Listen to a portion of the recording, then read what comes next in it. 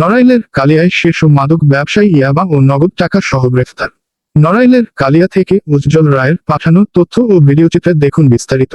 নড়াইলের কালিয়া উপজেলার মহিষখোলা গ্রামের শীর্ষ মাদক ব্যবসায়ী মহিষখোলা গ্রামের হারেজ মোল্লার ছেলে রিকু মোল্লা 2048 পিস ইয়াবা বিক্রির নগদ 2,75,000 টাকা, 2টি মোবাইল ও একটি পাসপোর্ট সহ মাদক দ্রব্য নিয়ন্ত্রণ অধিদপ্তরের হাতে আটক হয়েছে।